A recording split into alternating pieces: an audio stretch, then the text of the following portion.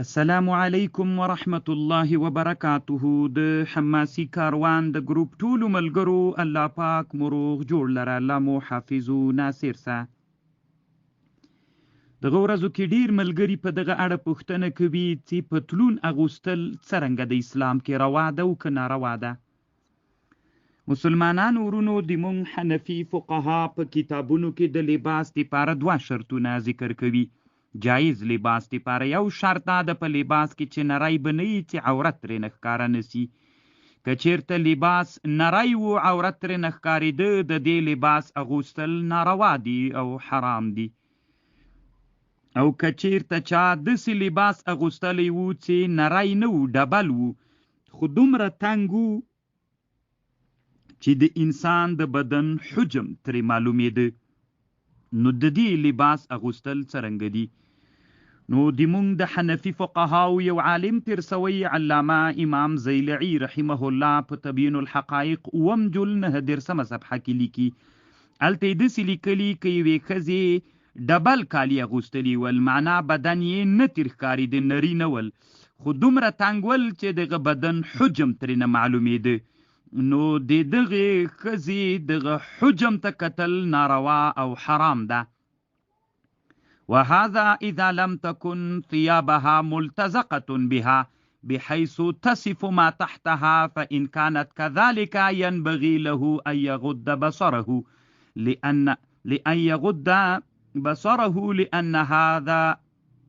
لأن هذا الصوب من حيث أنه لا يسترها بمنزلة الشبكة.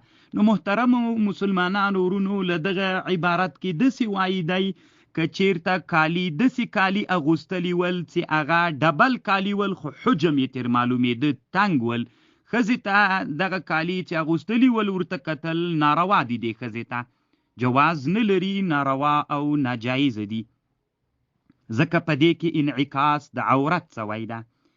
دغه خبر د مونږ په حنفي فقهاو کې علامه سید احمد طحطاوي رحمه الله هم لیکلی ده. په طحطاوي 1103 صفحه کې هم دغه مسئله لیکلې ده، او هلته بیا د تبیین الحقایق خبر هم نقل کړې ده، او په فتاوا هندیه کې هم سته په 5 جلد 329 صفحه کې وایي که ښځې داسې کالي اغوستلي ول و ډبل، خو د بدن حجم یې ترې معلومېده، نو دغه کالیو ته کتل ناروا ده. خو دغه فقها دلته دا قید د ښځې ذکر کوي، یعنی معنا د ښځې خبر کوي. خو علامه ابن العابدین الشامی رحمه الله پر رد المحتار کې بیا خبره داسې کړې، هغه تقریبا دا حکم عام کړی ده، یعنی تقریبا د ښځې او د نر د دواړو دپاره. نو شامی رحمه الله داسې وایي، 2 ځایه پر رد المحتار کې دی بحث کوي. شامی وایي که چیرته یو چا که ښځه و که نر و داسې تنګ کالي اغوستلي ول چې له هغو تنګو کالیو نه د ده د بدن یا د عورت انعکاس کول کېده، نو دغو ته کتل ناروا او ناجائز دي. شامی د بحث نه وروسته داسې وایي، اقول مفاده ان رؤیة الثوب بحيث يصف حجم العضو ممنوعة ولو كثيفا لا ترى البشرة منه، وعلى هذا لا يحل النظر إلى عورة غيره فوق صوب ملتزق بها يصف حجمها، فحمل ما مر على ما إذا كان لم يصف حجمها. نو د شامی رحمه الله رایه دا سوله که نر کالی اغوستلی ول که ښځې کالی اغوستلی ول، خو چې داسې تنګ ول چې انعکاس د عورت ترې نه کېده، دې ته کتل حرام او ناروا دي. نو چې کتل حرام او ناروا دي، اغوستلی هم ورته حرام او ناروا دي. شامی په رد المحتار 9 جلد 604 صفحه کې هم دغه مسئله لیکلې، او شامی رحمه الله په رد المحتار کې په 2 جلد 103 صفحه کې دا خبره لیکلې ده.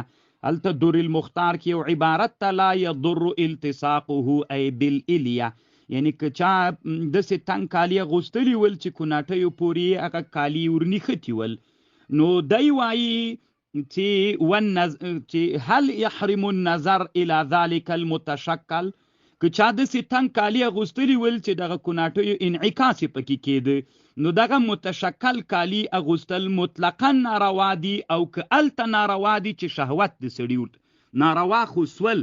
خو اوس خبر دا ده چې دغه کالیو ته کتل چې د سړي دغه عورت انعکاس پکې کېږي، هغه وخت کې ناروا دي چې د سړي شهوت ورته راځي، او که هغه وخت که مطلقا ناروا دي. مثلا که یو چا داسې کالي اغوستلي ول چې د عورت انعکاس یې پکې کېده، خو چې چا ورته کتل اشتیا یې نه ورته راتلله، نو په دغه وخت کې ناروا دي چې اشتیا یې ورته راځي که مطلقا ناروا دي.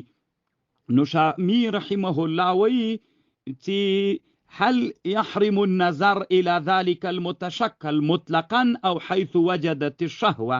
قلت سنتكلم على ذلك في كتاب الحزر، والذي يظهر من كلامهم هناك هو الأول.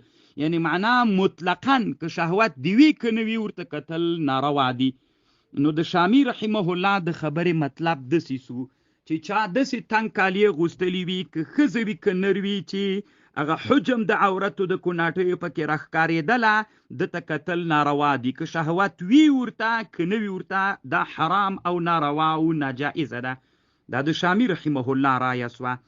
او دغه خبر د شامی رحمه الله خبر علامه عبدالحی لکنوی رحمه الله په سعایه کې نقل کړې ده، د سعایه 2م جلد 2 صفحه کې. نو اوس دغه ورونه چې پوښتنه کوي چې دغه نظامی درویشیګانې چې مونږ اغوندو دا مونږ ته شرعاً څرنګه دي؟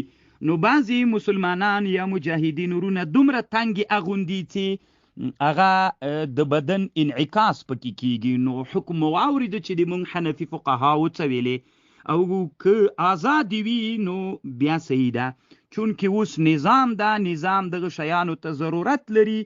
نو ښه خبر دا ده چې څوک یې اغوندي نو آزادي د ځان ته جوړي کړي، داسې ازادي چې دغه بدن یا د عورت یا د کوناټیو انعکاس پکې ونسي. که چیرته پکې د عورت انعکاس پکې وسو نو بیا یې ورته کتلم ناروا دي، که شهوت نه وي او اغوستلم ناروا دي. الله پاک مروغ جوړ لره، الله مو حافظ او ناصر سه.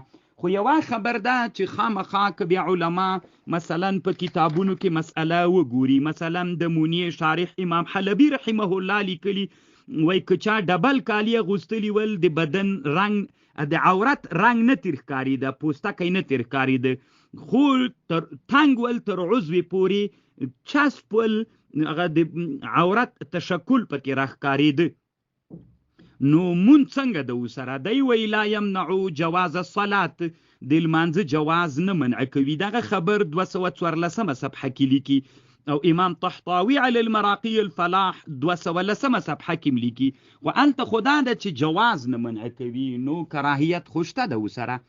اگر چې امام رافعی رحمه الله بیا یو خبر کړی ده رد المحتار باندې، چې امام رافعی چې کوم حاشیه کړی ده هغه وی چې د ښځو په حق کې صحیح ده، ما د نرانو په حق کې چې خصوصا د و زمانه کې چې دا لباس د افرنجیانو یعنی د انګریزانو چې دا پتلون دلته راغلی ده د مسلمانانو وطن ته، نو دغه لباس خو نن ډیر مسلمانان په دې مبتلا دي. نو که ورته مطلقاً کتل، یعنی شامی خو هلته حکم عام کړي و ښځې او نر دواړو ته، دی وایي چې ښځه زم در سره منم چې ناروا ده ورته کتل، اما که نر دی پاره د ضرورت په خاطر دی وی کتل باید جایز سی. ځکه نن زمانه کې خدا کتل ښیي چې مثلا ډیرو خلکو پتلونونه اغوستلي، نو که ورته کتل حرام سی نو ته په حرج کې واقع کېږي، کوم یو نه به مخ واړوي.